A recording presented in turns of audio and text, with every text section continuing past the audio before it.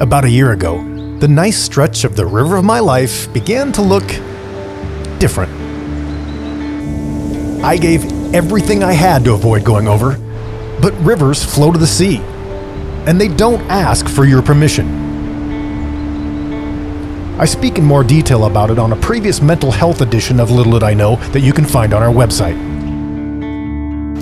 But today, I'm not here to talk about that. I'm here to circle back and say thanks for the flood of responses from people who said they could identify with what I was going through. So now it's time for me to check in and see how you are doing. Have you got your ship righted? For me, it's been a year of getting my bell rung and learning to see through different eyes. It seems like things start to soften after the second year of a major life transition or loss. I think the first year, people are sort of caught off guard and dealing with the shock of the firsts, the first anniversary, the first birthday, the first holiday, without the experience they had planned on or the person they thought they would be with. Buddha said that life is suffering, and he's basically right.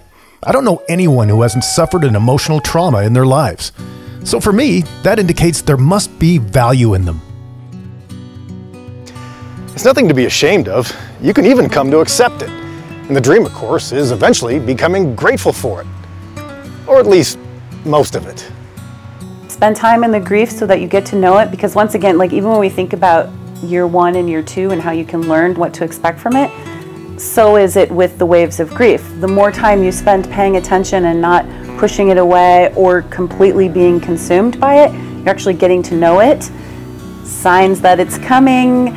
Trust that even if you dive into that wave, it will again subside. I think a lot of people have fear around, well, if I give in to this grief wave, it will never stop, but it does. It does subside. You will have a moment of joy.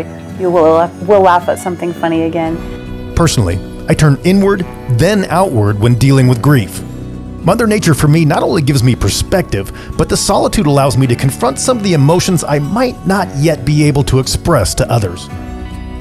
Until you name it, you can't transform it. And pain not transformed is transmitted, right? So on your hike, in that moment, the transformation of that pain potentially stopped you from transmitting it either to the world around you or on the loop. Blaming yourself for not being able to get back to who you once were is pointless. You aren't. But it does give you the opportunity to redefine who you are. And oftentimes the answer to that question is a major step forward. If your goal is to be who you once were, I don't know if that's achievable for you, having faced what you've faced. So to set yourself up to live in perpetual disappointment only exacerbates the grief experience. If at this moment you're feeling absolutely hopeless and simply don't have time to wait, we have a wonderful resource in the area called the Deschutes County Stabilization Center. You can call them or drop in 24 hours a day, 7 days a week, and meet with somebody face-to-face using the information on your screen. For Central Oregon Daily News, I'm Scott Elnes.